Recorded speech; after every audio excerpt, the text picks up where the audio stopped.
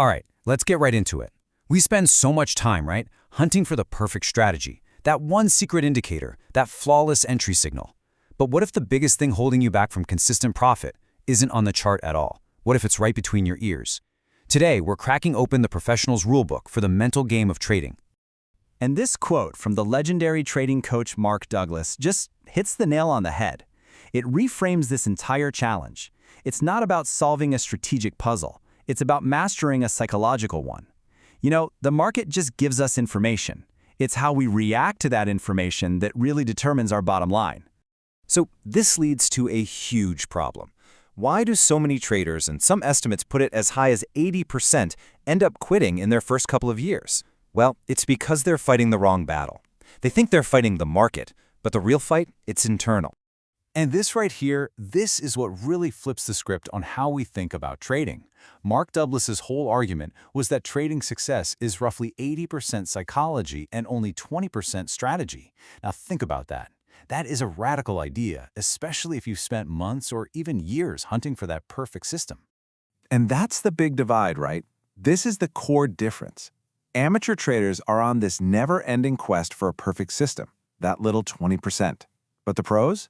They know that even a kind of mediocre system, when executed with a master's mindset, is going to crush a brilliant system that's being run by a psychological mess. They focus on mastering that big 80%. So what's actually in this 80%? Well, for starters, it's our built-in cognitive biases, like loss aversion. Research shows that the sting of a loss feels about twice as strong as the joy from an equivalent win. That emotional imbalance, it forces us to make totally irrational choices, like holding a losing trade way too long, just so we don't have to face the pain of admitting we were wrong. And then you've got its dangerous cousin, confirmation bias. Ooh, this one's sneaky. Once you're in a trade, your brain literally starts hunting for information that proves you were right, while conveniently ignoring all the evidence telling you you're wrong. You'll see one tiny green candle and think, "See, I knew it," while totally ignoring 5 huge red flags screaming at you to get out. And this is why so many traders' charts end up looking like, well, this. It's a psychological trap called the illusion of control. We stack indicator on top of indicator because all that complexity makes us feel like we have some power over this random, chaotic market.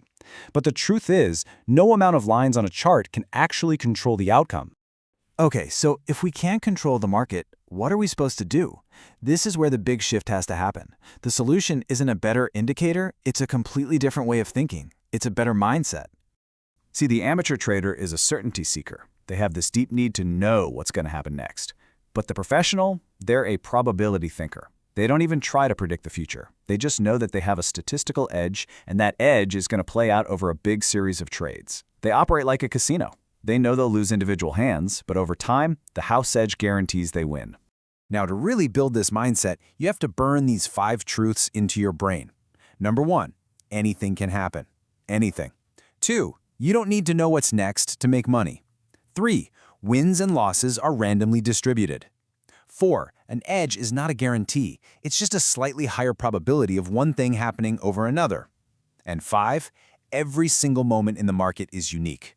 The last trade has zero, and I mean zero, impact on this next one.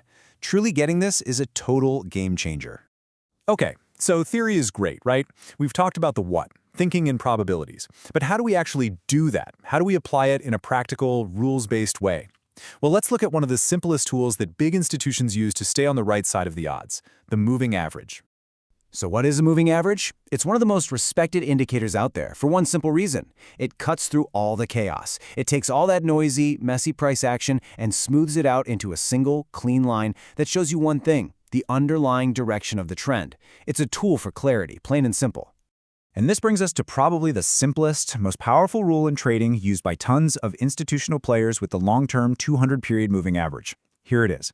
If the price is above that line, you are only allowed to look for buy setups, period. And if the price is below it, you only look for sells. This one filter, all by itself, is designed to keep you from swimming against the major market current. Now, once we have our main trend direction, we can add some faster moving averages, like the 20 and the 50 EMAs. In a strong trend, you can think of these lines as a dynamic trampoline for the price. The price will run up, pull back to these mathematical averages, and then bounce right off them to continue the trend. They give us these high probability zones to look for entries that are already aligned with the big picture. But here's the absolute key you have to remember. This tool is about confirmation, not prediction. It tells you what is happening right now. It confirms the trend is up or the trend is down. It is not a crystal ball. It doesn't tell the future. And that just reinforces that professional mindset. We're not fortune tellers. We're just systematically executing a strategy that has a positive edge over time. Now, here's the thing. Whether you use moving averages or any other tool, all of it is completely meaningless without mastering your risk.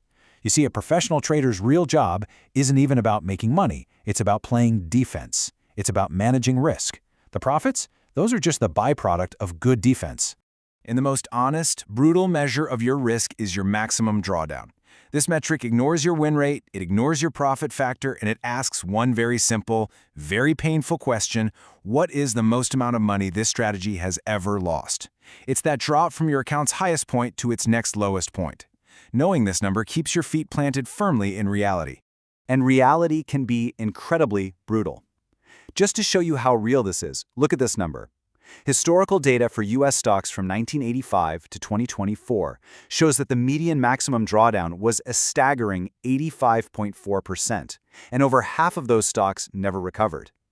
That's what unmanaged risk looks like. It's not some abstract concept, it's a very real threat. Because what this is all about at the end of the day is avoiding one single thing: the risk of ruin. This is the statistical point of no return. It's the probability that a string of losses will wipe you out so completely that you are out of the game for good. Managing this risk is absolutely everything. So, where does that leave us? After all of this, what's the real takeaway? Where does a trader's real, sustainable edge actually come from? Because it's not from having a system that never loses. It's from something much, much harder to build.